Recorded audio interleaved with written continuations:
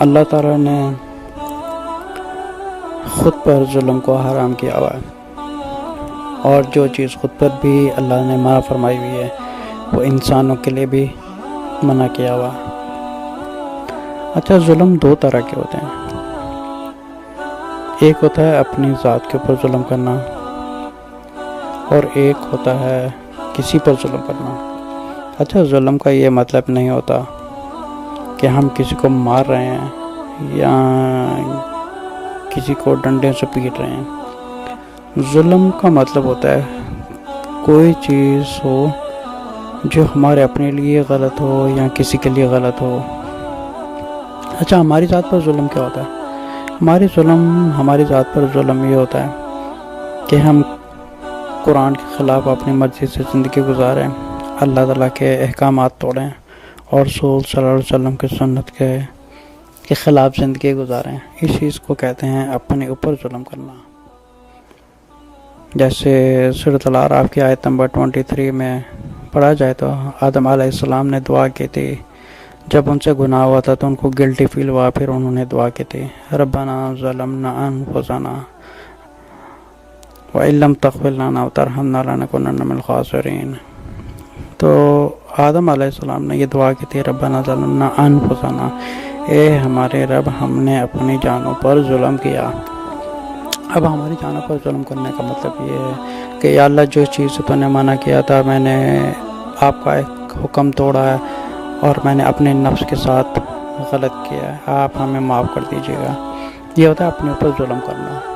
اچھا، ایک دوسرا ظلم ہوتا ہے جو ہم دوسروں کے ساتھ کرتے ہیں، اور یہ ہوتے ہیں بہت طرح کے۔ اچھا، یہ بھی سمجھیں کہ جو اپنی ذات پر ظلم ہوتا ہے، اللہ تعالیٰ اس کی مغفرت فرمات دیکھتے ہیں۔ جب ہم اللہ سے سچے دل سے توبہ کرتے ہیں کہ یا اللہ، میں قرآن کے مطابق زندگی گزاروں گا، آپ مجھے معاف کر دیجیے گا۔ اچھا، ایک وہ ظلم ہوتا ہے جو ہم کسی کے ساتھ غلط کرتے ہیں، اور کسی کے ساتھ ظلم کرنے کے بہت زیادہ طریقے ہوتے ہیں، جیسے زبان کا ظلم ہو گیا، یا کسی کا حق مار دیا، اپنے گھر والوں کے ساتھ برا بھلا بولا۔ اور اس ظلم میں جو سب سے برا ظلم ہے وہ ہے زبان کا، کسی کا دل دکھانا، کسی سے بد اخلاقی کرنے، کسی سے بدتمیزی کرنے، کسی سے بے رخا بات کرنا، یا کسی سے رفلی بات کرنا، یا کسی کو نیچا سمجھ کے اوپر حاوی ہونا، یا کسی کے اوپر چڑھائی کرنی۔ ان سب چیزوں کو کہتے ہیں کسی پر ظلم کرنا۔ جب یہ ظلم بہت زیادہ حد سے بڑھ جاتا ہے تو انسان کو چاہیے، اللہ تعالیٰ بے شک معاف کرنے والے ہیں، شرک بھی معاف کرنے والے ہیں، لیکن یہ ایک ایسی چیز ہے جو کسی کے ساتھ زیادتی کی ہو، اس کی بخشش اللہ تعالیٰ تب فرماتے ہیں جب آپ سچے دل سے اس انسان سے معافی مانگیں۔ اگر وہ انسان معاف نہیں کبھی کرتا، لیکن آپ کے دل میں ایک گلٹی ہے، آپ نے جھک کر ہاتھ پیر جوڑ کر معافی مانگی ہے، لیکن پھر بھی اللہ تعالیٰ معاف کر دیتے ہیں کیونکہ آپ نے سچے دل سے معافی مانگی ہے۔ لیکن اگر وہ سخت دل انسان ہے تو اگر وہ معاف نہیں کرا پھر بھی اللہ تعالیٰ معاف کر دیتے ہیں، کیونکہ ہم نے ایک سچے دل سے کسی سے معافی مانگ لیا۔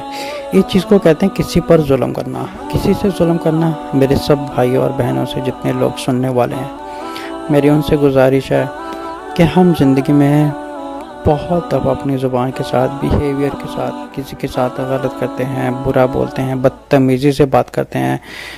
کبھی کیا ہوتا ہے کہ سمجھے کہ ہم عمر سے بڑے ہیں، کوئی ہم سے عمر سے چھوٹا ہے، تو اس چیز کی بھی ہمارے اوپر آزمائش ہوتی ہے کہ ہم اپنوں سے نیچوں کے ساتھ کیسا سلوک کرتے ہیں، ان کے ساتھ کیسے بات کرتے ہیں۔ اسی طرح جو نوکر چاکر وغیرہ ہوتے ہیں، تو موسٹلی کیا ہوتا ہے کہ جو گھر کے مالک یا مالکین وغیرہ ہوتی ہے، کیونکہ وہ بیچارے انڈر کام کرنے والے ہوتے ہیں، ان پر بھی چڑھائی کی جاتی ہے اور ان کو بلا وجہ بھی اونچی آواز میں بات کی جاتی ہے۔ ان ساری چیزوں کا جو گناہ ہے ان کے سر کے اوپر چڑھ رہا ہے، جو ان کو آخرت میں اس چیز کا حساب دینا ہے۔ تو جس انسان کو اپنی موت کا فکر ہو، کہ کسی کو پتہ نہیں ہے کہ اس وقت بیٹھے بیٹھا ہے کسی کی بھی روح نکل سکتی ہے جسم سے، اور فوری طور پہ اس کا حساب شروع ہو جاتا ہے۔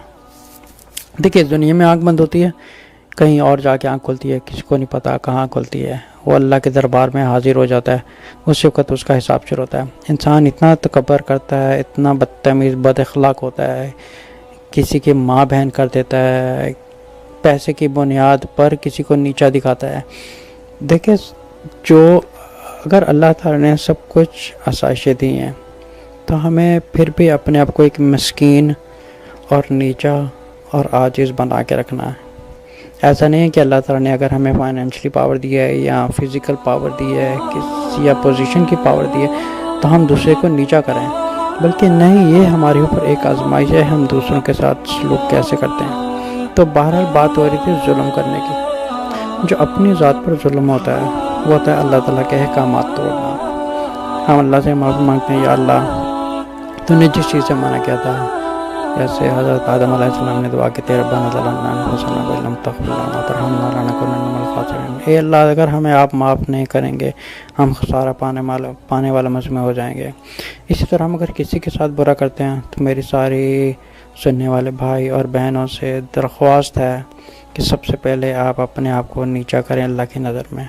رسول صلی اللہ علیہ وسلم فرماتے ہیں کہ اگر معافی مانگنے سے کسی کی عزت گھٹ جاتی ہے تو میں اس کی ضمانت دیتا ہوں۔